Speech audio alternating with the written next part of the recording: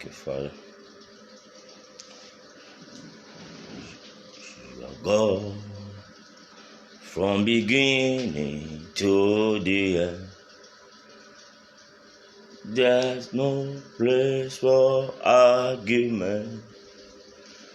You are God all by yourself. You are God. You are God from beginning to the end. There's no place for argument.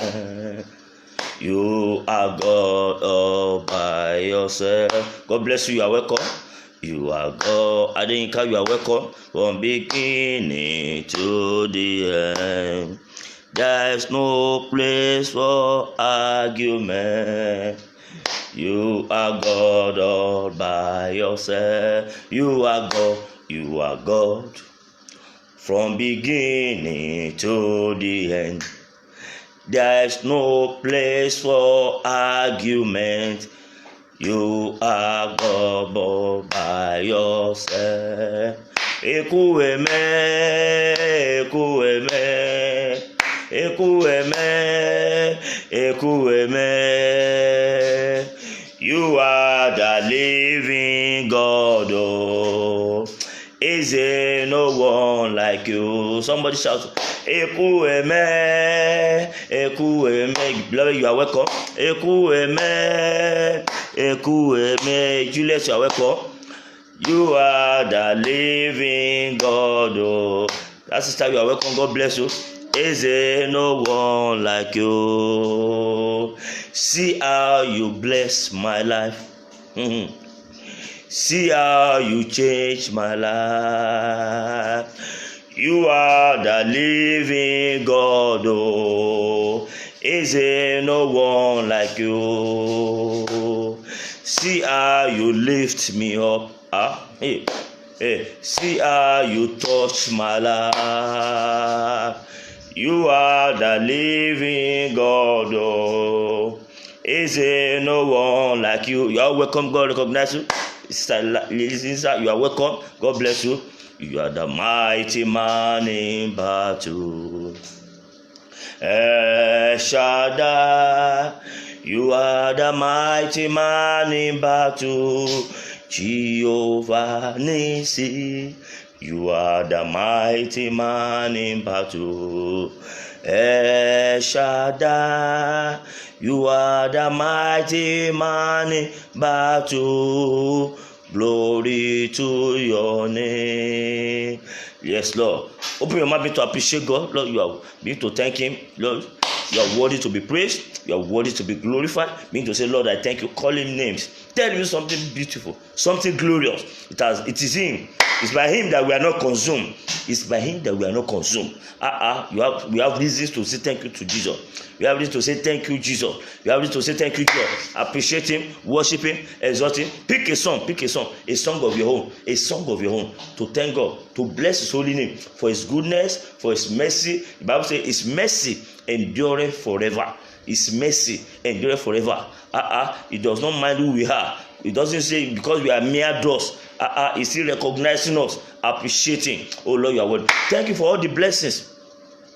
Thank you for all the goodness, all the good things God have done in your life. The one that you can remember, the one that you cannot remember. Say, Lord, I thank you. A way of receiving more from God is when you thank Him for the one that He has done before. Look at what has been doing since Monday too. I know you must have done something in your life, in my life, since Monday that we started this program again. Say, Lord, I thank you. Thank God for the favor, the hand of favor, the way of favor, the anointing of favor, the oil of favor, the doors of favor that God has opened so far. Appreciate Him. Father, you are worthy. Thank for the revelations, deep revelations, mysteries that He has given to you, mysteries that He has shown us. Oh, Rampuka, Rabazatalia, Lekura Bakudea, Rakudeye Mazinda, Lekali Bazora, Malika Bosoria. The Lord says somebody is here tonight. The Lord says I should tell somebody that tonight a word shall come forth into your life. I will make you the pillar of your family, financial pillar, the glory. Will make you the glory of your family in a mysterious way. The Lord will take you from the back and push you to the top. Yes, events will happen. Something will happen. Those that have been mocking you before, Those that have been mocking, those that don't recognize you, they don't know you. Jesus Christ. They don't know you. The Lord said, after tonight vigil, He said, we announce you. He will advertise you. He will announce you to the world. You will not need to be telling people, can't you see me? Don't you know me? Something in you will begin to speak. Thank you, Father. Something will begin to speak. Something in you will voice out and will announce you to the world. Begin to say, Lord, I thank you for what you have said to do in my life tonight. Torí pé ṣe àánú yín dúró. Torí pé ṣe àánú yín dúró. Jesus. Torí pé ṣe o, torí pé ṣe àánú yín dúró. Torí pé ṣe àánú yín. Thank God for the open heaven over your life. Open heaven over our garden this morning. Let me to ask, say, Lord, let there be an open heaven over this garden this morning. Open your mouth to say, you are all welcome. I can see you. God bless you. Say, Father, Lord, give us an open heaven in this prayer meeting tonight. Father, we want an open heaven. We want to have an open heaven for us to have an experience that we will not recover from on time. In the name of Jesus, Lord, give us an open heaven. God bless you. I can see that person as you are sharing. God bless you. I can see you are sharing. God bless you. Your heaven shall open permanently tonight. In the name of Jesus, Lima Kabusata. Say, Lord, give us an open heaven tonight. Likapuza. In Jesus' mighty name we pray. In Jesus' mighty name we pray. Marabasakalia, Lerabakalia Basutura, Malikaya Masutura, Marikudia. In Jesus' mighty name we pray. Say, mercy of God. Say, mercy of God. Lema kapo sotoria, la kandaya masotoria, limaba. Oh yeah, recover me back from where the enemy have sold me to tonight. In the name of Jesus, I'm no longer. Oh yeah, as I go into the prayers of tonight, mercy of God, recover me back from where the enemy have sold me to. Ibi tí wọ́n ti táyé mi sí, ibi tí òkùnkùn táyé mi sí, where darkness have sold my life to. Mercy of God, recover me back tonight. Open your mouth to say, Lima kapuria, la yakala. The Lord say you have been sold, but you shall be redeemed back, but you shall be recovered back without money. La maka. Àánú Ọlọ́run sọ pé kó wá ẹ rí, àánú wá mi rí, Olúwa fi àánú wá mi rí lóru èní, Olúwa fi àánú wá mi rí, ibi tí ayé tà mí sí, ibi tí òkùnkùn tà mí, ó yá, it has started o, ó ti bẹ̀rẹ̀, Olúwa ibi tí òkùnkùn tà mí sí, where darkness have sold me to. Where darkness have sold my life, my destiny, my future. Lemo Kuria. Christian John, you are welcome. Lema Kapo Sotoria. Lemaka. Begin to open your mouth and say, Olúwa ibi tí ayé tà mí sí, where the wicked have sold me to. Blood, mercy of God. Olúwa fi àánú wá mi rí, ó yá máa sọ̀rọ̀. We are talking about manifestation tonight. We are talking about manifestation. Lema Kaporia. You will not come to life in vain. We are talking about having an impact. When we are talking about manifestation, that's why we talk about favor. Favor is one of the keys that open the way of manifestation. Favor is one of the major keys that open the way of manifestation in life. Thank God that God has settled that. Spirit of favor is already upon you. Lima Kaduria, Malakapa. So God, by your mercy, oh Lord, by your mercy, oh Lord, by your mercy, oh Lord, by your mercy. Begin to say it now. Say, oh Lord, by your mercy. Make sure you are walking up and down in that room. We have many prayers, deep prayers to pray tonight. Oh Lord, by your mercy, let your mercy, oh yeah, recover me back. It doesn't matter. It doesn't matter. It doesn't matter. It doesn't matter. Where the wicked have sold me to, where the wicked have sold me to, or where I have sold myself to, where I have sold myself to, unconsciously.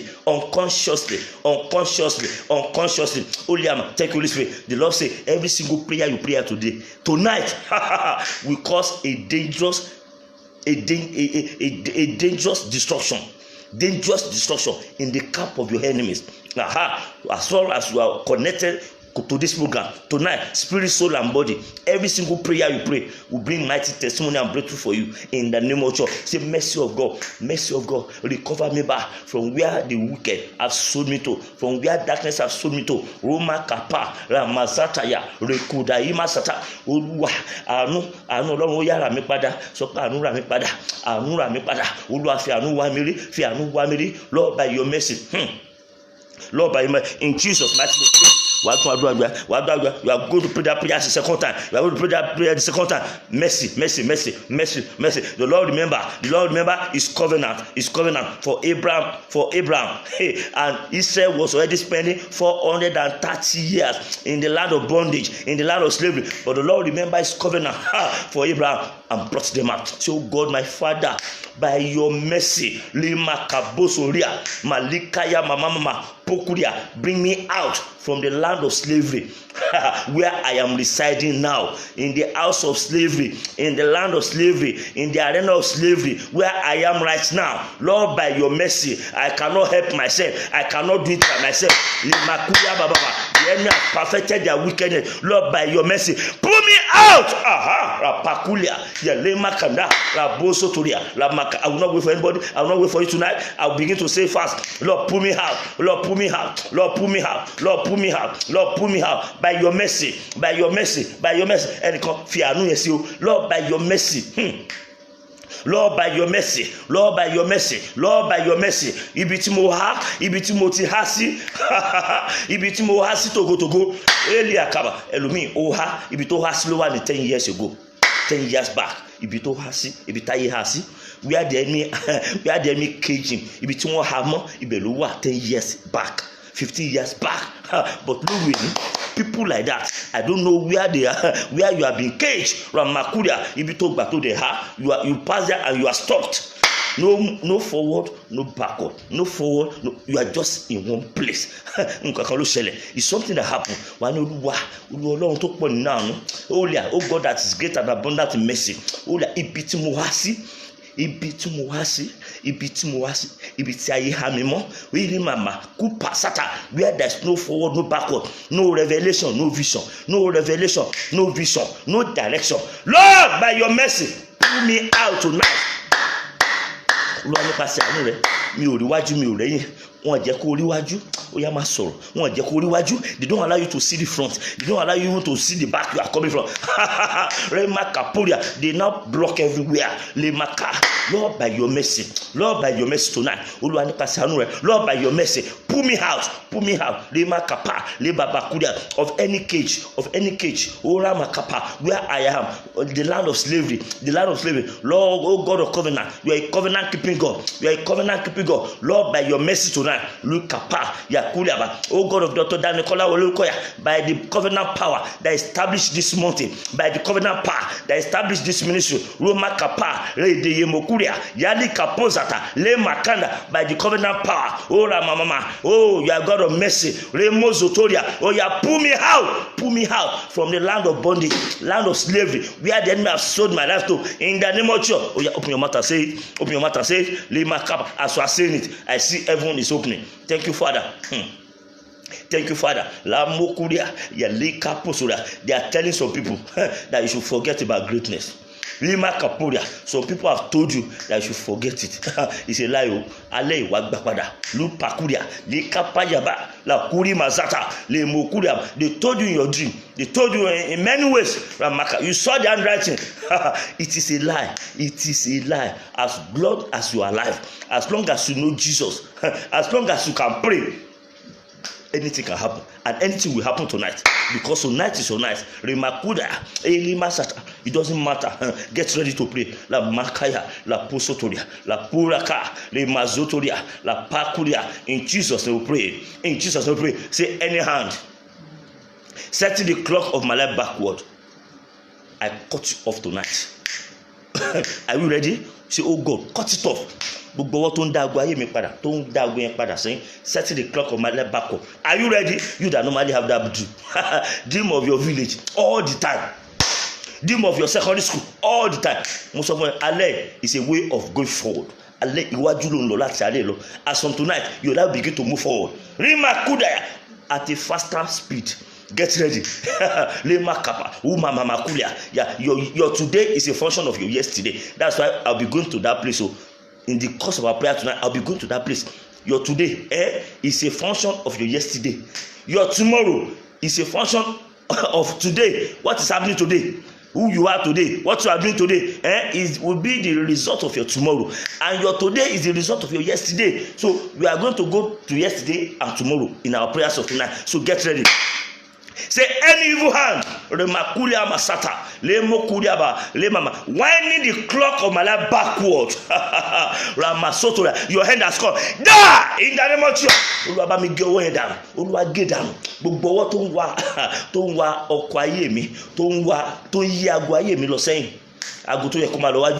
Ramakalia, Oya Masobe, Malaka Puria, Malide Mokwa, gbogbo ọwọ́ ìkà, every invisible hand, Lemaka, setting the clock of my life backward. Oh yeah, I cut it off. So Oluwa ge dànù. Ẹ̀mí mọ́ ge dànù. Oluwa ge dànù. Opa, ọwọ́ tó ń bá mi rìn àjò ayé mi. Any hand in the journey of my life, setting the clock of my life backward. Oh yeah, I cut it off in the name of Jesus with the sword of fire. With the sword of fire. So mo ge dànù. So ta ló ní ọwọ́? Ta ló ní ọwọ́? Who is the owner of the hand? Remo Sotoria, Lakanda, ọwọ́ ìkà tó ń bá mi rìn àjò ayé mi. Hand of the wicked, embarking the journey of my life with me. That is setting the clock of my life backward. Holy Ghost, cut it off. Holy Ghost, cut it off. Holy Ghost, cut it off. Holy Ghost, cut it off. Holy Ghost. There's somebody there. You are at the final stage of your project, of your study. I don't know. They say it's a project. That project can be a project, it can be a study. The enemy say you will not finish your Malika.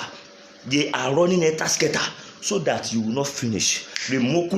But if you can pray this prayer very well, God will disgrace them.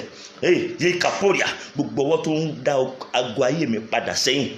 Any evil hand setting the clock of my life when the relationship is going well, when things are going well, all of a sudden, hey Maka, you don't look back, your hand has come. Oh God, arise, cut off that hand. Oh God, let the anger of the Lord, descend upon the hand and cut it off, and cut it off, and cut it off, and cut it off, and cut it off. Lord, cut it off. Lord, cut it off. Lord, cut it off. Jesus, cut it off. Jesus, cut it off. I don't know who is this hand of wicked household enemy. Ramakulia Masata, setting the clock of my life backward. Lemo Sotoya, setting the clock of my relationship backward. Setting the clock of my marriage backward. Setting the clock of my glory backward. You are a liar. Holy Ghost, cut it off in the name of Jesus. Open your mouth and say, Lema Kapuza, Rakulia Masata. In Jesus, we pray. Say, any man, any woman, in the vehicle of my destiny. So, amen. Tani Mubato, Taloba Mito. Who has joined themselves with me? Who did I join myself to? Look at Lot. Jonah in the boat. Abraham and Lot. Tani Mubato. Who have I joined my life to? Or who have joined their life to me, spiritually or physically? Ta ló ti tó ara rẹ̀ sínú ayé mi? Ta ló ti tó rẹ̀ mọ́ mi? Ta ni mo lọ tó ra mi mọ́? One chance. Rema Kapoya, Remaja. Who did I join myself to, spiritually or physically? Ó lè jẹ́ tó employ.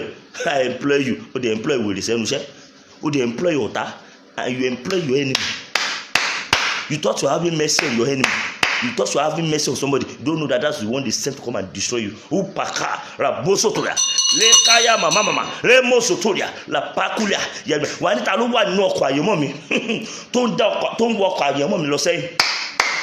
That's making the vehicle of my life to go back. Oh God, arise, expose them tonight and disgrace them. Expose and disgrace.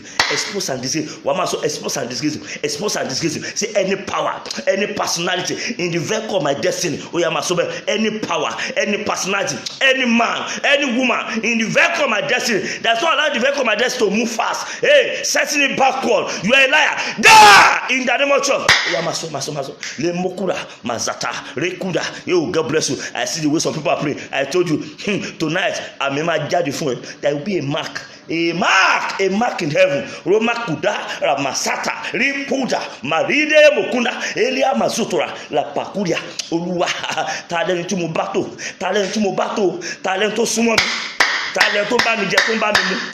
Who is the person that have joined themselves with my life, spiritually or physically? So Oluwa fi that me atenia. Oluwa fi that separate wa. Lord, by your sword, separate us by your sword. Oya Oluwa fi that kunwania. Emi mo fi that kunwania. Emi ati emi o fe mo. So pe I hate you. Makuria yelebokwa majaka. So pe as of today, I hate you. Tó bá jẹ́ pé tó fẹ́ràn gan ni, tó bá ti sọ I hate you. Nǹkan máa ṣẹlẹ̀ nú ẹ̀. Say, I hate you, whosoever you are. Rapali kahia, le koporia, ya lima kanda, le mosotoya. Gbogbo ẹni tí mo bá tó, tí ó jẹ́ kó ayé mi kó lọ síwájú. There's no another event for my life to move forward. That is setting it backward. Remo sata. In Jesus we pray. You pray that prayer again. That was the dream I had about 25 or 30 years ago. Rapuka, Ele Bozoria. I saw a very beautiful car, but the car was going back. Rabba Sotoria, Limoko, and I was standing. I was watching. I was looking at the car, very beautiful, but I expected the car to be going forward, but I saw the thing on reverse. I was now watching one day. What is making this car to go back? Before you know it, I saw a bird flew out of that car. I was now saying, so it was this bird that's making this car to go back. You are going to close your eyes. Say any power, any personality, in the very core of my destiny. Are you ready? Your life, my life must move forward. Not just move forward, must move at divine pace. Divine pace. Divine pace. It is there you can catch up. It is there you can be fulfilled. It is there you can manifest. Say any power, any personality. In the vehicle of my destiny, setting my life backward. You are there. Die in the name of Jesus. Who are you? So who are you? Your end has come. I hate you. Oh yeah, get out of my fire. I push you out. Say, I push you out. I push you out. I push you out. Out. Yes. Push them out. Push them out until you push them out. Until you chase them out. I chase you by fire. I separate myself from you by fire. Say, I separate myself from you. Whoever you are, I separate myself from you by fire. Olúwa fina kun wa níyà, Olúwa fina kun wa níyà, Olúwa fi kún pè ní àtẹ níyà, Olúwa fi kún wa níyà, Olúwa fina kun wa níyà, fi location, fi distance kun wa níyà, Olúwa kun wa níyà, Olúwa kun wa níyà, nínú ara nínú ẹ̀mí, in the physical, in the spiritual. Lord separate us in the spiritual, in the physical, in the spiritual, in the physical, in the spiritual, in the physical. Lord separate us. Gbàdúrà o, ìyẹn lè wà lámàrí Amẹ́ríkà o, kí wọ́n sopọ̀ mọ́ kẹ́tọ́ lẹ̀ mọ́ wà Nàìjíríà o, ràbà yàbà spiritual. Yeah. Olúwa fi náà kún wa níyà. Gbogbo ẹ̀kẹ́ tí mo máa rí lójú àlá. Anyone I normally see my dream. Rabakapa, Remosoria. What do you want from me? What do you want in my life? What have you done in my life? Holy Ghost. Oh yeah, fi náà kún wa níyà. Fi náà kún wa níyà. Fi náà kún wa níyà. Fi náà kún wa níyà. Fi náà kún wa níyà. Fi náà kún wa níyà. Fi náà kún wa níyà. Fi náà kún wa níyà. Fi náà kún wa níyà. Fi náà kún wa níyà. Fi náà kún wa níyà. Fi náà kún wa níyà. Fi náà kún wa níyà. Fi náà kún wa níyà. Ẹ̀mí mímọ́, fi náà kún wa níyà. Oh yeah, separate us. Holy Ghost fire. Separate us. Holy Ghost fire. Separate us. Spiritually, physically. Holy Ghost fire. Magba. Gbogbo spirit husband, spirit wife to marry. Ẹnìkan ló ń jẹ́ bẹ́ẹ̀. It is somebody that is there. Ẹni yẹn not so come. Ẹni yẹn not so come. That's the person they attach to you to come and do evil. Olúwa fi náà kún wa níyà. Olúwa fi náà kún wa níyà. Gbogbo ẹnikẹ́ni Ramasutoria, Elia Kapoya, Radikulia. Májẹ̀mú tó dúró lé lórí, májẹ̀mú tó fi sọ ara ẹ mọ́ mi. Any covenant I used to bind yourself to me, blood of Jesus, break and destroy that covenant. Le kapa, those are the authority. Any covenant, le mokuria mama, le mosotoria, that is keeping any agent of darkness, any authority, any power, any covenant, keeping any agent of darkness in the vehicle of my life, for them to be driving me backward. Holy kapa, blood of Jesus, oh yeah, destroy that covenant. Májẹ̀mú tó gbé ìwọ àtijọ́ jẹ àtijọ́ mu.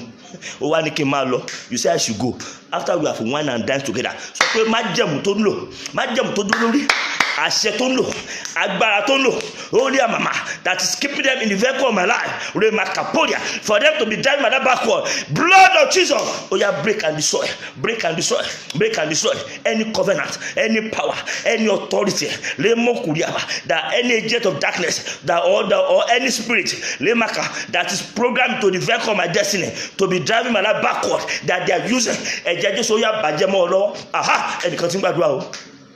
Somebody's already praying there. Somebody's already praying there. I see arrows. Missiles are flying out of that room. Remo Kuria, Rapolia Baka, Elia of Adra and Jade, of Adra in Jade, Rapulia Kappa, Lekunda. I see arrows of your prayer. Is going with fire. That's right. That's right. That's right. Somebody's already praying here. And because you man, and because you oh, that's good. It's good for you. It's good for you. It's good for you. It's good for you. Yema Kaporia. It's good for you the way you are praying that prayer. Make sure you are not sleeping on that bed. You can put that phone on the bed and be run up and free yourself. Free yourself to be able to pray that prayer. Mara Kapora. Le Yamaka. Le Yemukura. Yakuri mama, Malikuri ama, Yele Kaporia, Yalima Kada. We are talking about manifestation. One man bring a pamo, Kaporia, Le Murika, Le Rabaka, Le Mozotoria. Ayendro mo feri ogola ye, Le Baba, Elia Kapa, Le Romans chapter 8 verse 19. He said, Le Kapaya, Le Mama, the head is waiting, Le Makapa for the manifestation, for your manifestation, for your manifestation, for my manifestation. What is holding it? What is delaying it? That's right. That's right. That's why we are starting from there. Talon died. If I am middle, thank you, Holy Spirit. In Jesus' mighty name we pray. Rapo Sotoria, Ralekaya Masata. A sister was sharing a testimony one day. Talon died. If I am middle, who is stopping my manifestation? Rapura Kapura, Eliama Yakura, Mayaka. The sister said she came from abroad. She came down with her husband. Hey, Rima Kapuria. She came down with her husband with 2 children. Before you know it, by the time they came to Nigeria, summer, the man dropped them and went back abroad. Left the wife and the children. The wife was wondering, what happened to Ghana? We did not plan like this. This is not our plan. This is not our agenda. Rapuka. He stylishly left that woman with the children. That's how the problem of that woman started. And maybe all the passports, everything, they were hidden from her. The woman started to pray. Fasting and praying for like 2 years. The man cut off all the communication, all the connection. They couldn't reach that man. The woman started to pray, carrying all the responsibility of the 2 children alone. Look at the wicked. But after serious prayer one day, the woman had a dream. Her sister appeared in the dream. Say, we say you should not marry. You married. Senior sister, we say you should not marry. You marry. You still even have children. I am the one behind your problem. I am the one that make your husband to go, abandon you and left. So, but because of your prayer now, you can see that you want to kill us. So what we collected from you, take now. And she could return something shining and return it back to her. As that morning broke, that woman woke up. When the morning break, the 2 years, the man that have not called for 2 years, the man began to call. Where are you? Where are you? I am sorry. Where are my children? The man that did not call for 2 years, you are going to cry to God. Her sister, she hid her glory. She did not like the way she was manifesting, shining, and now she decided to cover her. Say any power, any personality in the vehicle of my destiny, in the vehicle of my life. Are you there? Any man, any woman in the vehicle of my life, driving my life backward. Lemo Sotoria, driving my destiny backward. You are there. Da! Lemo Sotoria Maka, Lemo Zata, Lirima Kapoya, Oya Malika. Begin to pray. And say something there for me to know that you are there. Lemo Kura Maya, La Paya Likuria, I mean to share. Lemo Kura, Malaka, any power, any personality in the vehicle of my destiny. Lemo Kura Masata, Le Makalia Mazoto, Le Mokunda ya, La Puria Masata, driving the vehicle of my life backward or making my life to be stagnated. Or stagnating my life. You are a liar. Remo Sotoria. Oh yeah, get up by fire. Uluaba me fino kuwania. Uluaba fino kuwania. Emo fino kuwania. Aha. Emo fino kuwania.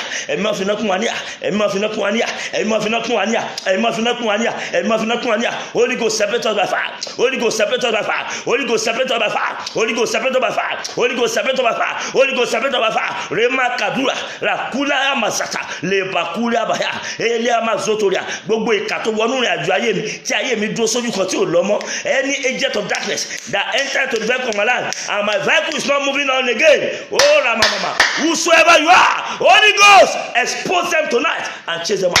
Expose them tonight. Expose them tonight and chase them out. Holy Ghost, Remakabosata, Elima Kapura, La Maya Kudea, Remakaponda, Ele Mozoria. God bless you. Open your mouth and pray. Holy Ghost, expose them tonight. Who is the person? Rapalika, Odiaba, expose them tonight and chase them out. Oh, Jesus. Jesus. Jesus.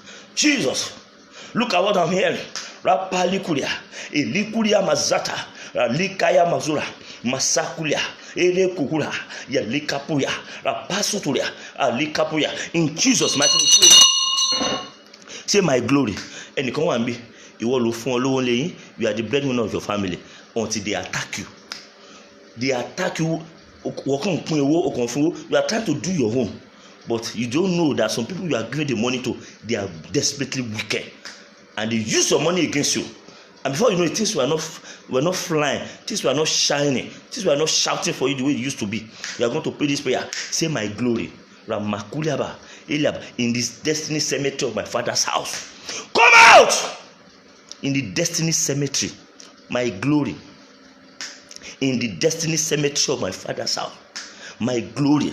In the destiny cemetery of my mother's house, Umakapa. Or you say, wherever I am buried, you mention your name, Ramakapa. You mention your name. What are you doing in the destiny cemetery of your father's house? Come out! Urutayo, Malikapa, what are you doing in the destiny cemetery of my father's house? Umaba, hear the voice of resurrection tonight. Come out! Adura, ni oruko Jesu, Lema Kapa, Darukwe, Ramakulia, Yelima. Mention your name, mention your name, mention your name, Lema Kapa. What are you doing? What are you doing? Urutayo, what are you doing in the destiny cemetery? In the destiny cemetery of your father's house, of my mother's house? Oh, yeah, hear the voice of resurrection. Come out by fire, come out tonight, come out by fire tonight, come out and shine, come out and shine. Come out and shine, come out and shine, come out and shine, come out and shine, come out and shine, come out by fire, come out and manifest, come out and manifest, come out and manifest, come out and manifest. Lima Kaporia, my leader ya Makada, mention your name, Yema Kaporia, Yamala. One people Walomologo, they have seen you that you are the glorious child in that family. They are sending their evil message to you. La Makulia. Aha. They are sending their evil message to you. La Makulia. Say my glory, my destiny. Oh, my original. Buried in the destiny cemetery. In the destiny cemetery. If it wants to see where they bury others. Buried. What are you doing in the destiny cemetery of my father's house, of my mother's house? Hear the voice of resurrection. Come out. Aha. Come out by fire. Come out by fire. Come out by fire. Come out by fire. Come out by fire. Come out by fire. Come out by fire. Hey, Jesus Christ. Come out by fire. Come out by fire. Ah, Jesus Christ. Come out by fire. Come out by fire. Come out by fire. Come out by fire. In Jesus' mighty name, pray. In Jesus' name, we are still trying to open the door. Say any evil hand. Somebody was still telling me this evening. Say, Pastor, I had a dream. That two women were sitting on my husband's head. Two women in a dream. She said by the time she wanted to woke up, the two of them now combined to one. Later, she wanted to be fighting them. She now woke up. They can sit on somebody's head. Say, any power sitting upon my head, preventing me from rising, preventing me from manifesting my glory and my destiny. Are you ready? They sat on the man's head. They can sit on somebody's head. Do you know the meaning? You know right. I want you to be serious with your life. Say any power, any personality in my father's house, in my mother's house, whether I know you or I don't know you, that you are sitting on my head. What are you doing there? Da! Oh yeah, fall down. Da! Fall! Da! Fall! Da! Fall! Da! Fall! Da! Fall! Da! Fall! Da! Fall! Da! Fall! Da! Yes. Aha. Open your mouth and say, command them to fall down and die. Soon bad right. Mado. Tani mo. Talu ba mi to, ti o ba mi to. Who is the member of my family? Whether you are a member of my family or not, whether I'm related to you or not, that you are sitting on my rising up, sitting on my manifestation. Hey, la baba, la makuria, talo tirimi, timo no laye. Who have seen my journey? Who have seen where I'm going in life? Remokuria masata, elimaka, and you are sitting on my head. I push you down. Oh yeah, you down. ó yá lu gbogbo agbára tani ẹ remokuria ye maka tó ẹ pé ẹ̀ṣẹ̀ ló fẹ́ gbà lẹ́ṣẹ̀ maka I blow you to death. Today is your end. Oh yaba iṣẹ́ parí nínú ayé mi lẹ́ni. Today is your end. Today is the end of your work in my life. Remakapa ìwọ wo ló jókòó lé mi lórí. You makaparia ìwọ ló jókòó lé ayé mi lórí. Anyone sitting upon my rising up, sitting upon my manifestation in life, you are a liar. Da ó yá tó bá fẹ́ ṣá máa ṣá, tó bá fẹ́ gun máa gun. If you want to punch them, if you want to use knife, remo kapa, remoza. If you want to use knife, rema kapa, rema. Talo joko le mi lórí. Sister yẹn sọnù alai. Ó ní mo rí wọ́n jókòó lọ́kọ mi lórí. Remo kuda. Ye talo joko le mi lórí. Talo joko le ọkọ mi lórí. Who is sitting on my husband? Who is sitting on my manifestation? Only amaka. Remo. I use the knife of Holy Ghost. Yeah, I punch you. Aha. Oya gunpa. Ta ló ní mi ò ní lọ, ta ló ní mi ò ní ṣeré, ta ló ní mi ò ní tán láyé mi, ta ni mo mọ̀ tí mi ò mọ̀, ta ni mo mọ̀ tí mi ò mọ̀, ta ni mo fura sí tí mi ò fura sí. Who did I suspect? Who am I not suspecting? Tó gbá mi mú, tó jókòó lé mi lórí, that is sitting on my head. Your head, that's why we are going to anoint that head. Romo kapa, la pali rebo, marika, lemo zoria, ya likunda, elemo kuria, tí ò jẹ́ ń lọ, tó ní mi ò ní jẹ́yàn tí mo fẹ́ jẹ́, tó ní mi ò ní jẹ́ tí mo fẹ́ jẹ́, ṣé ìyá mi ló jókòó? Is it my mother? He said she saw two women. Remo kuria, ramakapa, they now combine to one again. Remo kuria ba, yelemo zunda, elia makuria masata, gbogbo ìyá àgbà, sọ gbogbo ìyá àgbà. Gbogbo àgbà ìkà, any wicked elder, every wicked elders in my father's house, in my mother's house, sitting upon my manifestation, sitting upon your marital manifestation, sitting upon your career manifestation, sitting upon my ministerial manifestation. You are a liar. Ye kapuria, I punch you to death. Aha, ye maka, use knife, ye kahura. Oh yeah, go so ready. One by your shire, they don't play. Hey, darkness does not play. You are not going to shire. Oh God, ṣeré pẹ̀lú ẹ̀. Rapura kaya, le mozata, la kuli masotora, la likaiba, o paya kulia, ye lekulia, ye lima kulia, ye lima sotoria, ye lemo kulia ba, ye likapuya, ye lemo kura, ye lima sata, ye moka. In Jesus' name we pray. Wà gbàdúrà ẹlẹ́kan sí má ṣeré o, don't play o Ramakuria ẹni ẹ sọ pé pastor things are not going well because of how can we go well? You see somebody sitting wà ní kí ni wọ́n jókòó lé lórí. Your own may not be your head, it can be your hand, it can be your stomach, it can be your leg. Kí ni wọ́n jókòó lé? Gbogbo àgbà ìkà tó jókòó lé kan rẹ lórí. Every wicked elder sitting on any good thing in my life. When I say, who are you? Ibolotiwa, are you my family member? Are you my neighbor? Are you my employer? Are you my employee? Are you a so-called friend?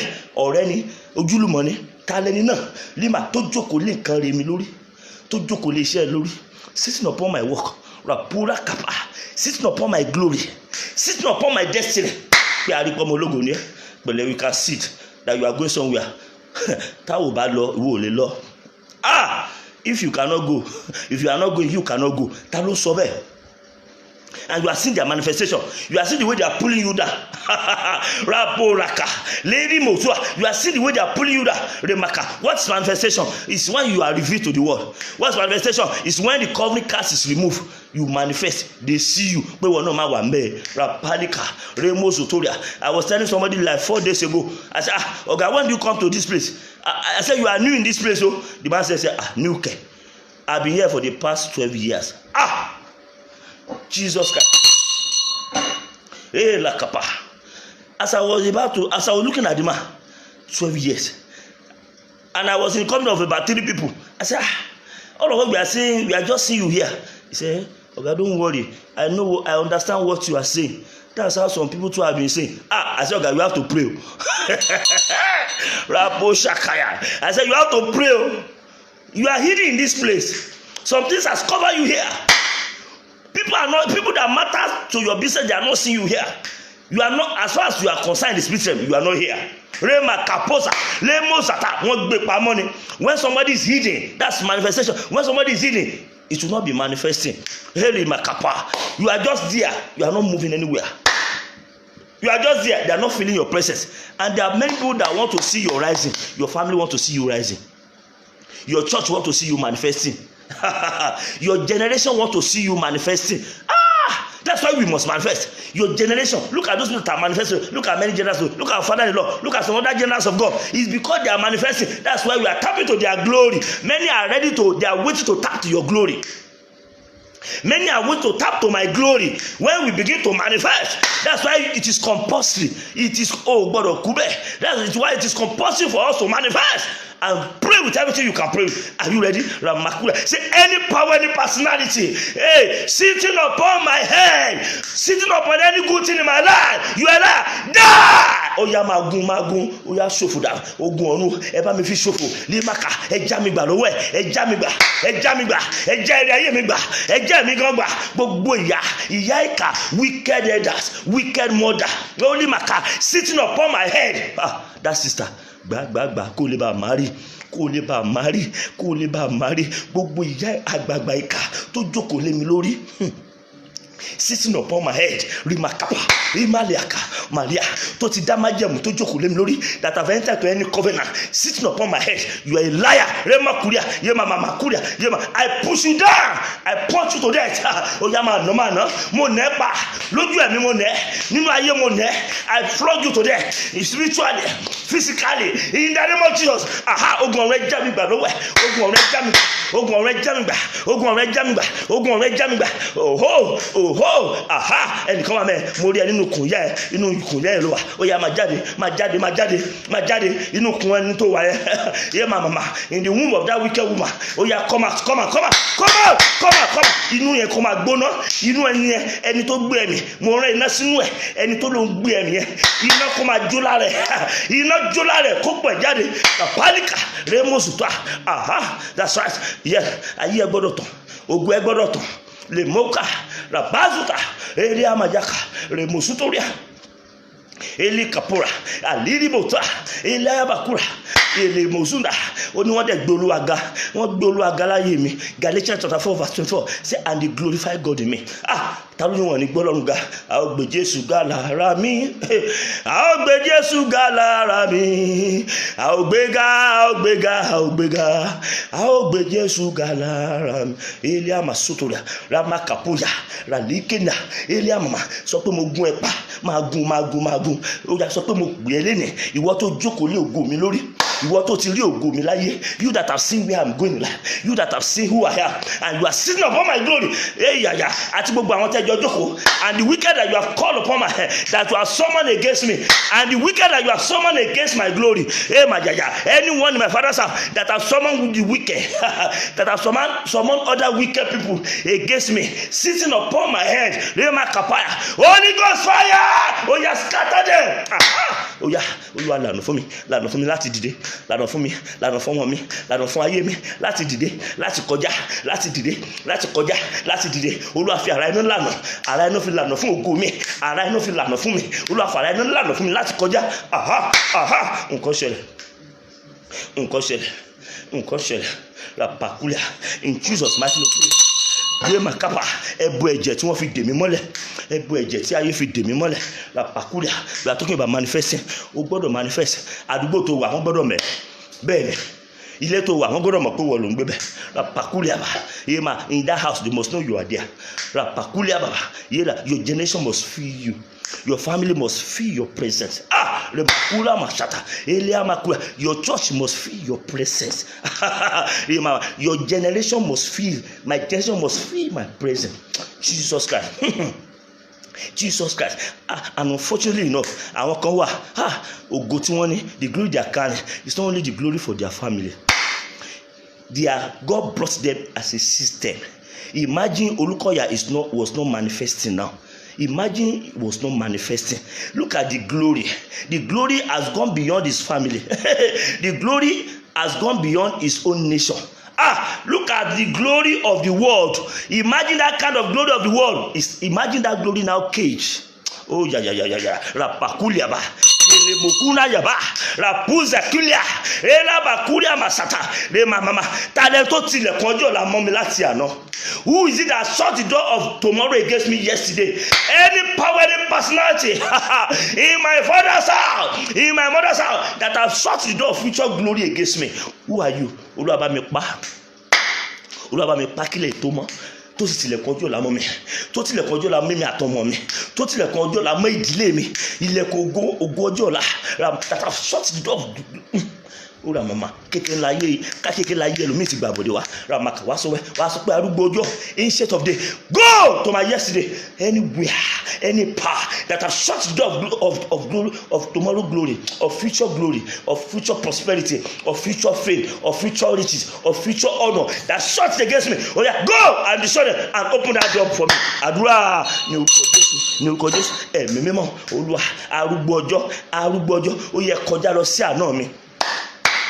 Walk back to my yesterday, walk back to my past. Any power, anyone that did anything to close the door of future glory, future prosperity, future fame, Ramakapuria, future riches and honor against me, go and destroy them and open that door for me. Oh yeah, so pé arúgbó ọjọ́ ni, ancient of days, is called ancient of days. Walk back to my past, walk back to my yesterday. Obey ni tó bá yẹ pé bíyẹn kékeré ni wọ́n ti ṣe fún mi, if they did evil from my childhood for me, tó bá yẹ pé kékeré gbogbo ìkà, agent of limitation that have entered to my life from my childhood, Holy Ghost push them out now.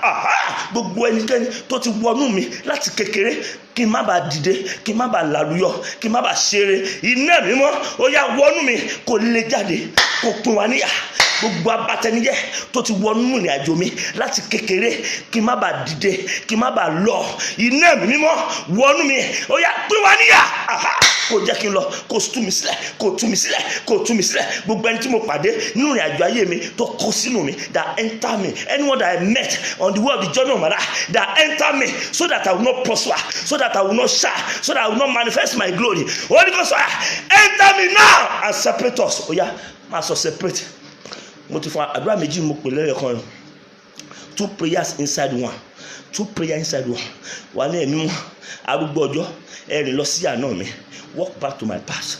Ramaliaka yeli makuria, gbogbo ẹni tó gbé mi wọ̀, ogun tí wọ́n fi gbé mi wọ̀, Ramalika, ogun tí wọ́n rán sí inú ayé mi, Ramalika, kí n má bàa jẹ́ èèyàn láyé, Ramalika puria.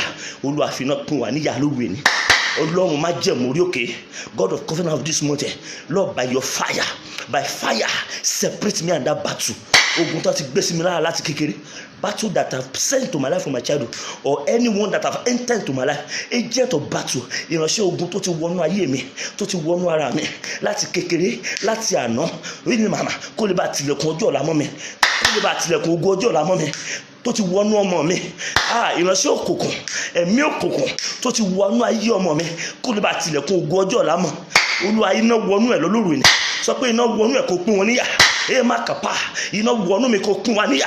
Gbogbo ẹ̀mí ogun tó ti wọnú mi láti kékeré tó bá mi dàgbà bí mo ṣe dàgbà tí wọ́n ní kó tilẹ̀kùn ogun ọjọ́ ọ̀la mọ́ mi, tí wọ́n ní kó tilẹ̀kùn ogun ọjọ́ ọ̀la mọ́ mi, tí wọ́n ní kó tilẹ̀kùn ogun ọjọ́ ọ̀la mọ́ mi, tí wọ́n ní kó tilẹ̀kùn àṣeyọrí ọjọ́ ọ̀la mọ́ mi. Ẹ̀mí mímọ́ ó yá wọnú mi lóru ẹni kó pín wa níyà, pín wa níyà, pín wa níyà, máa sọ pín wa níyà.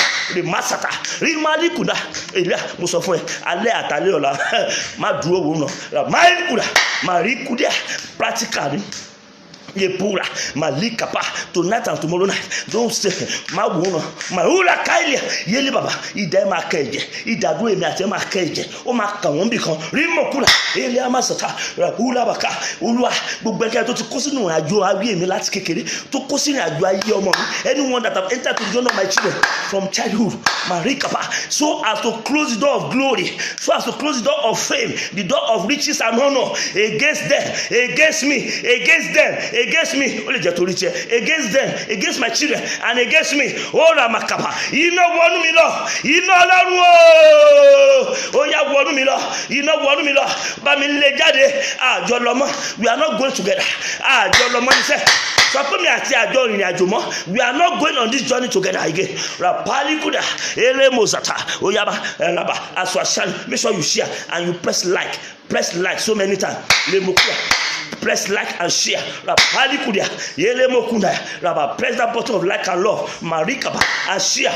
Mawuleka remozo tulia malakuya ele mokuda ele mozanda le polika ya mama ili boso tulia máa sọ̀rọ̀ ẹ ṣé mo ṣe ń sọ yẹn adé ògo tí wọ́n gbà mo rí pé wọ́n gba igba ajé lórí ẹnìkan igba ajé ẹ wo igba ajé ọ̀rọ̀ ló gbé sórí wọ́n fẹ́ dá padà bó ṣe ń gbàdúrà yẹn. Olúwa ta ló kú sínú ayé mi tó gba igba ajé lórí mi tó gba igba ajé lórí mi tó gba ọ̀rọ̀ lọ́wọ́ mi remakapa any agent of darkness that entered to my life from my childhood ramakapa and stole away my riches glory and honor and stole away my riches glory and honor. You are a liar. Holy Ghost fire enter me now, chase them out. Kó gba ògo mi fún mi, collect my glory my honor for me. Holy Ghost fire, Holy Ghost fire. Ṣé o ń gbàdúrà? Ṣé o ti ń gbà? That's right. Remakapa yẹ alẹ́ ìpínyà gbogbo àwọn tẹ́jọ́ tó wọ ọkọ̀ ayé ẹ̀ ìlàbà I'm very soon máa lọ síbi àwọn ọkọ̀ tí wọ́n gan ṣì wọ̀ àwọn gan ṣì àwọn ọkọ̀ kan wọ̀. You too, you enter some wrong chances, one chance car. I'm going there very soon. Rabakulia àwọn tó bá wọ mọ́tò ní lákọ̀ọ́kọ́ àwọn tó bẹ́ẹ̀ wọ mọ́tò ramalikulia elia maka marimozotoa elia kaburaba yelita ulia kabuzata elia kabuya gbogbo ìkà tó bá mi wọ mọ́tò tó bá mi wọ ọkọ̀ ayé mi every wicked that enter to the vehicle of my life knowingly to me àwọn kan bá àwọn wà ń bẹ lọ́wọ́lọ́wọ́ knowingly to me elia mama that is causing waves, storm, afflictions, problems, disappointment, sorrow in my life. Holy Ghost fire, chase them out. Májẹ̀mú bàjẹ́, their covenant, their authority over my life. Blood of Jesus, destroy it, set me free. Blood of Jesus, destroy it, set me free. Blood of Jesus, destroy it, set me free. Oh yeah. Ẹnìkan tó kú sọ pé gbogbo ẹni tó ti kú tó dè mí mọ́lẹ̀ máa gbọ́ wọn lẹ́nu òkú wọn lókù kan lóde gbogbo ẹni tó ti kú tó dè mí mọ́lẹ̀ ẹni tí ó sì lórí ilẹ̀ mọ́ tó tún dè mí ramalika yeliaba àjíǹde àti ìyè kọjá lọ síbi tó wà lọ gbà mí lọ́wọ́ ẹ̀ àjíǹde àti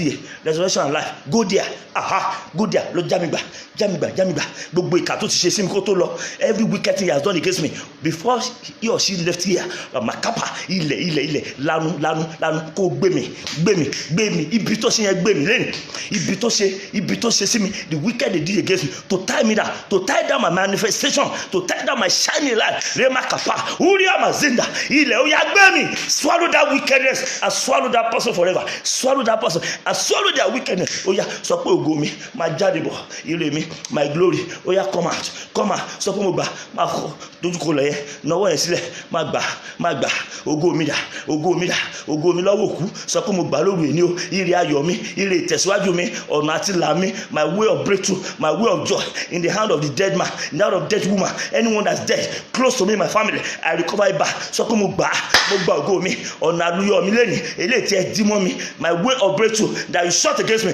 I open it again.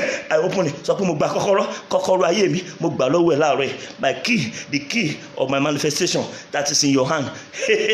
Kọ́kọ́rọ́ àlùyọ mi láyé the key of my manifestation that is in your hand. Ara iná ó gbà lọ́wọ́ ẹ̀ fún mi, ara iná ó gbà lọ́wọ́ ẹ̀ ìwọ tó gbà tó sá lọ ara iná wá ẹ rí ó gbà padà lọ́wọ́ ẹ̀ lórí ni. Kapusakula Eli Kahura Bashanda Elirima Kapuria glory I can see restoration Ela Kapusa Elima Yakula Ari Masuda Rapalika Elia Masuda. Yes, sorry gbàdúrà. Yes, sorry sọ̀rọ̀ àṣẹ. Let me quickly make this word of authority unto some people live here. Amen wa ma sọ. You be saying amen wa ma sọ. Gbogbo ẹ tó gba Saturday lọ́wọ́ ẹ ó gba Sunday lọ́wọ́ ẹ fún Saturday. You know what that one mean? You follow some people to some places. You thought they wanted to do good things for you. You did not know that it was an exchange of virtues that they carry you there to go and do. La pura capacita. Wọ́n lọ gba kan lọ́wọ́ ẹ ni. Wọ́n mú ẹ jáde, they took you out. Rapali kapa. Eliaba. O mọ̀ pé trap tó gbé dáná fẹ́ gbà lọ́wọ́ ẹ. Ramali kuria. Mo gbàdúrà fẹ́ nìkan bí o. As God is making it right now. Ramali kahura. Wa máa sọ àmì tí màá fi dáwọ́ dúró. I will be jiggle this way. Mama lago ilo, ma ṣe lu àmì ni wa máa sọ. Má sùn bí tó wà. Papa, I can see an angel. I see many angels. Angel of restoration here tonight. And warfare angel. Rapura kaiba. Leye mokura. Labaya kada. Gbogbo ẹni tó tẹ̀lé jáde. tàbí tó mú ẹ jáde nínú ẹ̀mí. Anyone that you follow to anywhere, rapasotoria, in a way of looking for solution, rapalika, in a way of looking for way out, rapalika yaba, lekuria, or anyone that you follow in the spirit realm, or they took you out by themselves in the spirit realm to do an exchange of your glory, of your destiny. Tonight, by the authority in the name of God, oh yeah, I locate them. Oh yeah, I recover that glory back for you. Oh yeah, collect it back. Collect that glory. Oh, go to one fi etan ni wọ́n fi gbà. Ayé ẹ tí wọ́n fi ẹ̀tàn, tí wọ́n ojúlówó ayé ẹ tí wọ́n fi ẹ̀tàn gbà lọ́wọ́ ẹ lóru ẹ ó yá gbà padà, sáré gbà, sọ pé mo gbà, ó yá gbà, take it back your original of your glory, the original of your life. That some people use deceit and lie, and manipulation in the house of babalawo, on the altar of witchcraft, to collect from you. Collect it back tonight. Ó yá gbà lálẹ́, gbà lóru ẹni, ó yá máa gbà ọ̀run sí ọ̀run, wọ́n sí ọ̀run, wọ́n wọ ògùn yẹn rí ibi tí wọ́n gbé lọ ọ̀run kìíní ọ̀run kejì ní ibikíbi tó wà nínú ilẹ̀, lábẹ́ ilẹ̀, nínú omi, ọba bá gbára omi, bóyá lé àfáà ni wọ́n mú ẹ lọ, bóyá lé aláṣọ fún náà mú ẹ lọ, ibikíbi tí wọ́n mú ẹ lọ láti ṣiṣẹ́ ìkà yẹn fún ẹ lóru ẹni, ọ̀run mú ẹ padà síbẹ̀. Ọ̀run mú ẹ padà síbẹ̀, ó yá ẹ mú padà lọ síbẹ̀, ẹ lọ gbà fún, ó yá lọ gbà, ó yá gbà, to collect that back. Heaven is taking you to that place to recover it back for you. Ó yá collect it back.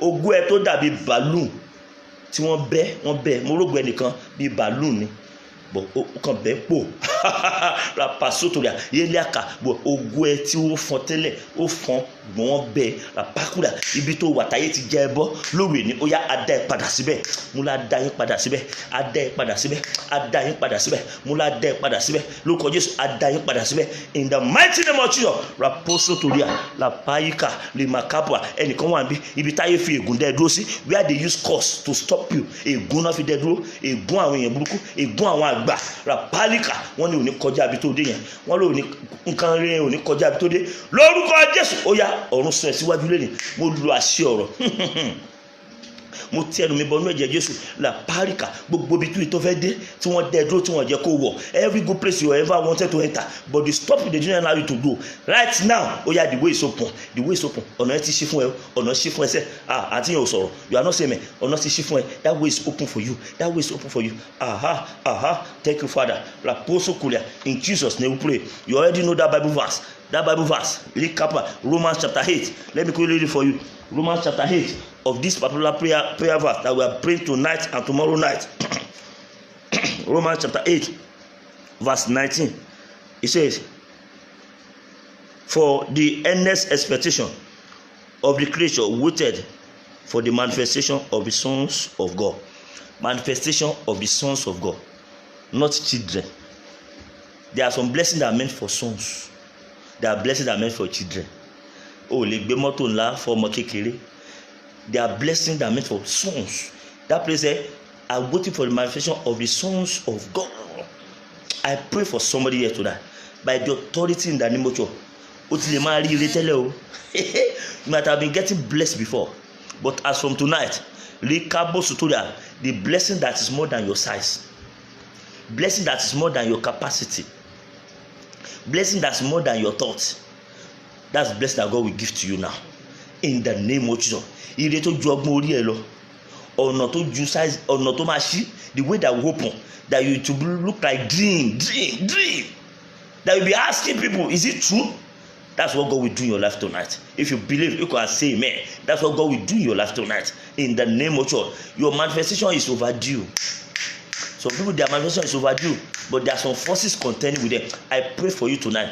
Lira kapuya, mahali kapostoria, lahuria masata, le maka, àṣẹ tó gbé strength jáde nínú aginjù. Ìránṣẹ́ kan la rán sí wọn. Moses was the prophet sent to the Israelites to pull them out of many years of bondage and captivity. They send me to somebody here tonight. If you are alive, if you are not sleeping, lekaya mazukura, malik. It doesn't matter how long or when the enemy enter your life to do evil that they are still doing now.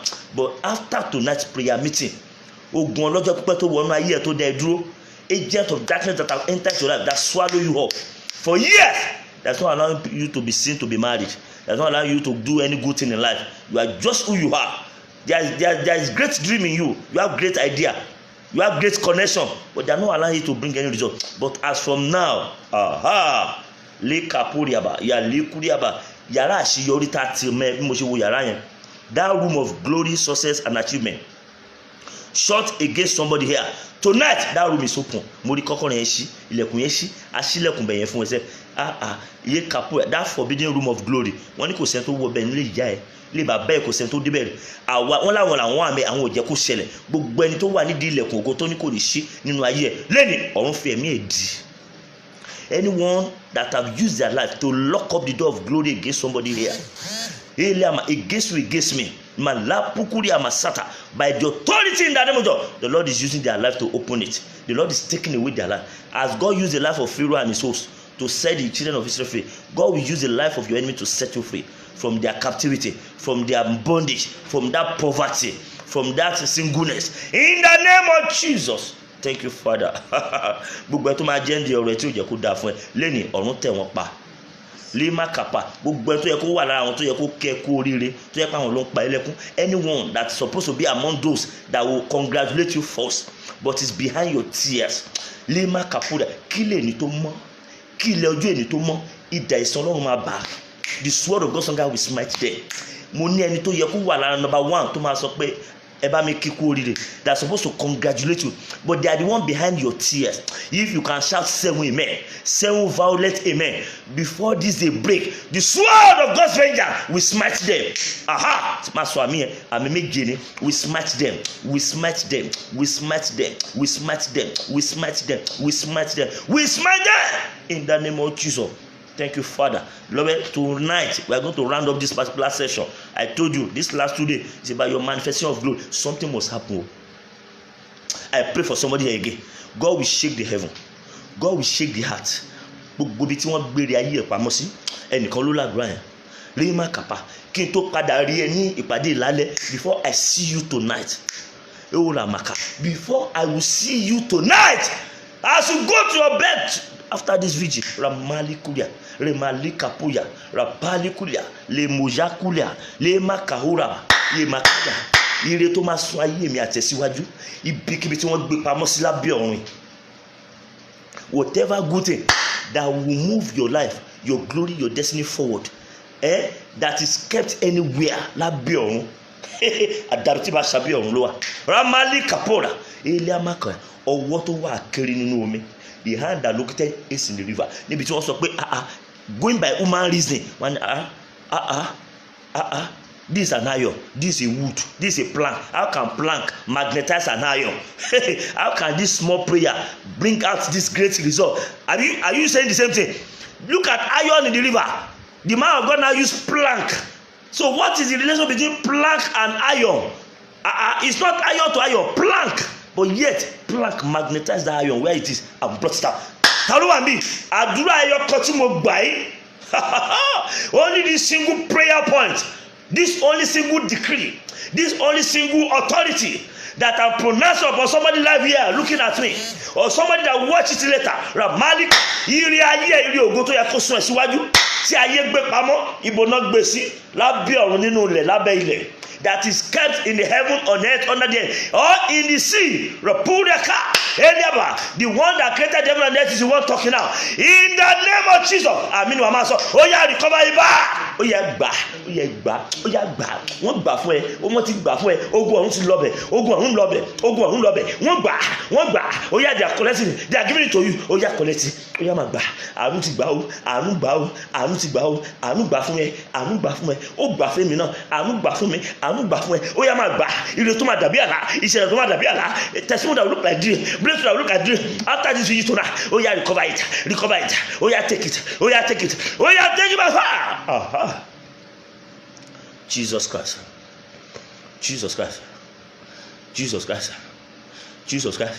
Iṣẹ́ burúkú náà lọ sí nínú bojì. Physical graveyard. Gbogbo ẹnikẹ́ni tó lọ bojì láti lọ ṣèkà fún ẹ. Anybody that visited graveyard to do any evil against somebody here, to bury your glory, nǹkan bojì ni wọ́n lọ lò. Bóyá yẹ̀pẹ̀ bojì náà lọ lò. Whether it is the sound of grave, mi ò mọ̀ tán lọ sínú bojì. Gbọ́rọ̀ Ọlọ́run. Gbogbo ẹnikẹ́ni tó lọ sí bí bojì tó lọ ṣèkà kan fún ẹ. Anyone that went to the grave to collect anything that has to do with grave, physical grave, rapakulia, to bury the glory of somebody here. Or even me, I'm talking, I don't know who call it, whether you are for me. Rapanikaya, glory God, Jesus. Iṣẹ́ yẹn bàjẹ́ lónìí. Ẹ̀jẹ̀ Jésù bà ṣẹ́ yẹn jẹ́. Iṣẹ́ burúkú tó ń ṣe tó ń fẹ́ fi dẹ́ dúró tó fi fi ẹ́ sínú òde yẹn, that they used to lock you up. Lóòwé ní ẹ̀jẹ̀ Jésù bà ṣẹ́ yẹn jẹ́. Ẹ̀jẹ̀ bà ṣẹ́ yẹn jẹ́. Atu ẹ sílẹ̀, mo la tu ẹ sílẹ̀. Ó yá gba òmìnira, ó yá gba òmìnira, ó yá gba òmìnira. Màmá gba òmìnira, bàbá yẹn gba òmìnira, ọmọ yẹn gba òmìnira. Ó yá receive your freedom, receive your freedom, receive your freedom. Aha, that's right. Receive your freedom, receive your freedom, receive your freedom. That moment, receive your freedom, receive your freedom. Àlá burúkú tó máa ń lá, gbogbo àlá ikú tó máa ń lá. Bí kò rókù, bí kò rí kan. Ìgbà mi kì í pé èèyàn kú o, wọ́n fẹ́ sọ ẹ́ dòkú ààyè ni.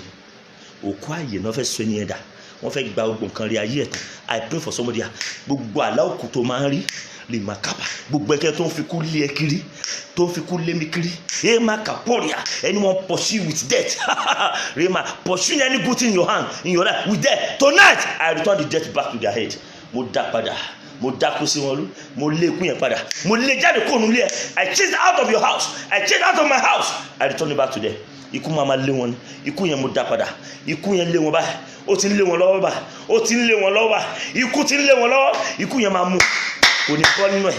In the name of Jesus Christ. Beloved, what could happen to somebody's manifestation in life? Manifestation can be buried. A kan wà láyé ni, a wà bí aláìsí. Lema kapo soria. Manifestation can be buried. Le mokwe. What can happen to manifestation? Lema kapa. Manifestation can be caged. Aya máa gbóòórùn ògo ni.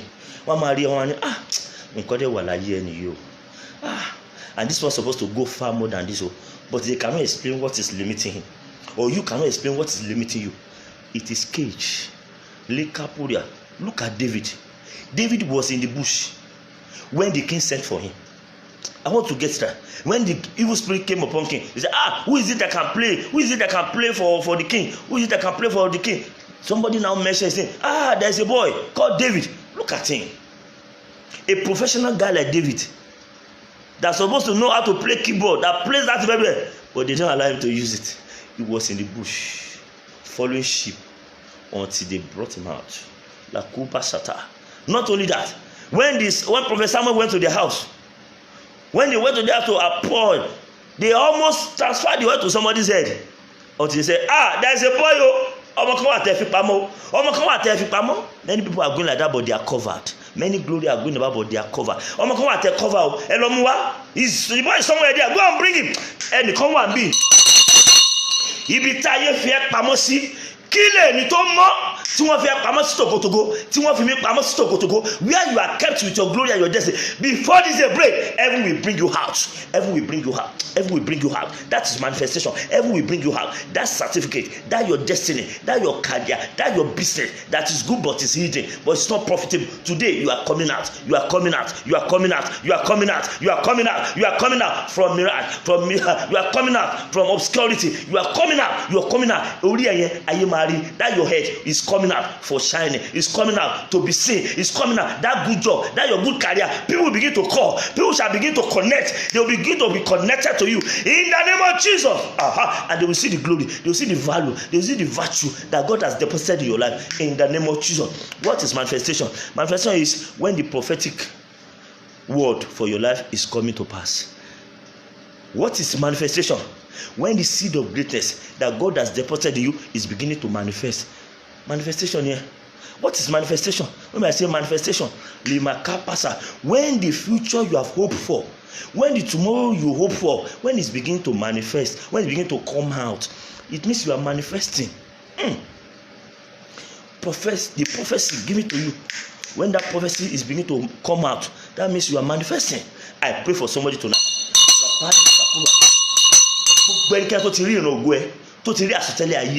Anyone that have gotten access to the prophecy of your life, bóyá wọ́n gbọ́ mi tán ti ń sọ, bóyá wọ́n gbọ́ mi tán ti ń sọ pé ó máa dà báyìí o, it will become this o, it will go this o, bóyá wọ́n gbọ́ or wọ́n rí or they saw it with their evil eye. Ramali kuria la kuria ba gbogbo ẹnikẹ́ni tó rí ẹ tàbí tó gbọ́rọ̀ ogun ayé ẹ tó wá rán ogun sínú ayé ẹ lẹ́ni ogun tí wọ́n rẹ̀ ogun yẹn padà sórí wọn. The battle they sent to your life, just as they sent battle to the life of Joseph when they heard Jesus, okay, I saw myself is standing. All your wọ́n gbọ́. They heard him. They heard about the story of his glory. Lemaka, gbogbo ẹni tó ti heard ìwọ náà, tàbí ẹni tó ti see ìwọ náà, anyone that has seen you or that have heard who you are from somewhere, by any way, by whatever means, and they have done something to block the ways. Today, ọ̀nà tí wọ́n tì yẹn, ilẹ̀kùn yẹn ṣí padà. Heaven is opening that door supernaturally, mysteriously, powerfully, in the name of Jesus. Thank you, Holy Spirit. Thank you, Holy Spirit. And this is the last session. Please give me 5 minutes. This is the last session. We stop there. I will continue the prayer from there tomorrow. Tonight, by the grace of God, and we are going to pray on our water tonight. Don't use that water. And tonight, you are still going to pray. Make it tonight. After tomorrow, you now used to wash your head. Orí tí wọ́n ní kò ní gbé yẹn, orí yẹn máa dìde by force. Ramaka, gbogbo àwọn tó láwọn jókòó lórí ẹ̀, iná máa jó wọn, wọ́n á di eérú. Fire will burn them to ashes. Pack gbogbo ibi tí wọ́n ti pe ìṣẹ̀dá ẹ̀ lọ, in any cage, in any cauldron, any pot where they have called your head to, that head will jump out from tonight. Orí yẹn jáde kó mbẹ, wọn ò ní orí yẹn bẹ̀ mọ́. That your head will not be in that pot anymore. Never again. Rapalika, ìkòkò yẹn gan ti gbiná báyìí. That pot is catching fire. Lemaka, that their cauldron, that their coven, both their cauldron and their coven, where they said they bury your head, where they said they bury my head, is catching fire. Maswami, gbogbo coven, any altar, any shrine, any pot, where they say your head is buried, where they say my head is buried, today, oh yeah, I set them on fire. I set fire there. Mo rán iná síbẹ̀ o, mo rán iná síbẹ̀ o, mo rán iná síbẹ̀. Iná máa jó níbẹ̀. Iná gbogbo bíkíbi. Orúkọ ẹ, ògo ẹ, ìṣẹ̀dá ẹ tí wọ́n ní wọ́n rí mọ́ on any altar, on any coven, àti tọmọ mi, àti tìyàwó, and that of your husband, and that of your wife. Oh yeah, iná máa jó mẹ́. Iná, mo rán iná. Any coven in the first and second level, any coven in the water, any coven in the sea, Rimakunda, Malika, any coven under the ground, where your head is buried, where anything valuable that will advance your life, that will advance my life, tí wọ́n ní wọ́n mú lọ, ibẹ̀ ni wọ́n mú lọ, ibẹ̀ ni wọ́n mú lọ, ibẹ̀ ni wọ́n ní wọ́n mú lọ, ibi tí wọ́n mú lọ, ibẹ̀ gan ni mo rán iná síbà, iná kó lọ máa jó mẹ́, iná kó lọ máa jó mẹ́, iná kó lọ tú ẹ sílẹ̀, iná kó tú kan, iná gbàjáde, in the name of Jesus. Àṣẹ tí wọ́n pa pé káyé dúró sójú kan, àṣẹ òkùnkùn tí wọ́n pa pé kí ayé mi àti ẹ̀kọ́ dúró sí ojú kan, ta ló pàṣẹ yẹn? Any evil command from the pit of hell that your life should stand still. Rapuriaka, Eliamaka, Ramazata, Aminu aṣọ gbogbo àṣẹ òkùnkùn tí wọ́n palẹ̀ lórí tí wọ́n palẹ̀ mú, ipe iṣẹ́ yẹn kó dúró sójú kan, ipe ìgbéyàwó yẹn kó dúró sójú kan, sí pé condition yẹn kó dúró sí ojú kan. Lórúkọ Jésù, ó yá, ó bàjẹ́ lónìí. Blood was cancelled. Iṣẹ́ yẹn bàjẹ́. Agbára pàrọwọ́. Power change hands today. Power changes hands today. Power change hands today. Àdìtú tí wọ́n lè ṣàlàyé. Àdìtú yẹn wọnú ayé yẹn lọ. The mystery, the mysterious power of God that no man will be able to explain. Ó yá, enter your life now and cause a change in that business, in that marriage, in the life of that child. In the name of Jesus. In that your womb. In the name of Jesus. Thank you, Holy Spirit. Ori Makaya. Gbogbo tí wọ́n pa nínú ẹ̀mí láti pa ayé ẹ̀, whatever that was killed or slaughtered in the spirit realm to destroy your life, today I command you to backfire. Oya backfire. Whatever was killed in the spirit realm to kill good thing in your life, to kill your life, to kill your glory and your destiny, to kill my glory and my destiny, I command you to backfire. Oya backfire. Aláìbí tó lápò wọn gbà kan lọ́wọ́ ẹ̀, I reverse that dream. The bad dream that somebody collected something from you, I reverse that dream now. I reverse that dream in Jesus' mighty name. We pray. Last session, y'all. Please, 5 minutes. Rapukaya, la papa kuda, Olúwa. Àṣìṣe wo ni mo ṣe láyé mi? Ramalikuya, Elia mama, tó rán ogun sínú ayé mi tó dá mi dúró. Which step did I take? Rimaka, Reuben made a costly mistake. Hey, la kapa, ojú ogun ayérayé nu. Rema Kapaya. There's a man called Uzzah. Uzzah wanted to help the Ark of Covenant. Hey, Ibelogba ko. Rema Kapa. That was how he died. Uzzah. Hey, la Kaporia. When the Ark of Covenant was taken away from Philistine camp, they were taking it. Before you know it, the thing wanted to fall. He now supported it on a good day, good mind, good heart. But there are some things you don't do there. He made that mistake. As you know it, you now carry the man died. They carried it and go to Obededom house. That was open the way for Obededom. Gehazi. What Oga said, he should not collect anything for that man. Naaman was going. Gehazi run after him. Sir, my Oga said I should collect back. And Oga look at him. Where are you coming from? He was lying. He said, it's a lie. You want to go and collect that thing. Let leprosy comes upon you and your generation unborn. Rima kapuya. Sáré sọ fọ́lọ́run, Olúwa, gbogbo ọkọ̀ àṣìṣe tí mo wọ̀, every vehicle mistake that I enter, tó dá ògo mi dúró, gbogbo àṣìṣe tí mo ṣe láyé mi, every mistake that I made, that stop my movement in life. Oh God, by your mercy, oh yeah, set me free. Oh yeah, làm kó gbà gbogbo àṣìṣe, decision tí mo take, decision one chance tí mo take. Every costly decision that I make, mama, tó rán ogun sínú ayé mi, tó bẹ̀rẹ̀ wàhálà tó gun ní fún mi, Olúwa ṣàánú mi, sọ pé Olúwa gbà mí lẹ́yìn, Olúwa fi àánú gbà mí. Lord, by your mercy, set me free this morning. Lord, Makulia, we open your mouth. We are rounding up on that. I will just stop 3 prayer points. We are going to continue tonight. Lord, Makulia, Olúwa fi àánú gbà mí. Ibẹ̀ ló wà, ẹlòmíì inú ọdún mẹ́wàá ọdún àìmọye ló tún wà ní wàhálà yẹn. Ramaka, Olúwa tí mo ṣe, ìpinnu tí mo ṣe, mistake tí mo ṣe, Olúwa tó rán ogun sínú ayé mi, tó rán ìdààmú sínú ayé mi, Olúwa fi àánú gbà mí lẹ́yìn. Ìyẹn ló sọ pé pẹ̀lú ilé àti gbogbo lọ́wọ́ ẹ̀, pẹ̀lú ilé àti gba bí tó ń lọ àti dá ẹ dúró. Ráyé bá kàlídà, Olúwa, ibi tí mo ti ṣubú tí ọ̀tá ní mi ò ní dìde mọ́, ibi tí mo ti ṣubú, inú àṣìṣe tí mo ṣubú, in any mistake where I fell, tí ọ̀tá sọ pé n ta ti ń dúró dèrè, that means this is what you have been waiting for, you cannot rise again. Remakauba, Olúwa fi àánú gbà mí, Olúwa fi àánú gbè mí níjà. Lord, by your mercy, you are divine advocate, ìwọ alágbàwí òde ọ̀run, ó yá gbẹ́jọ́ mi rò lóru èní, fi àánú gbẹ́jọ́ mi rò.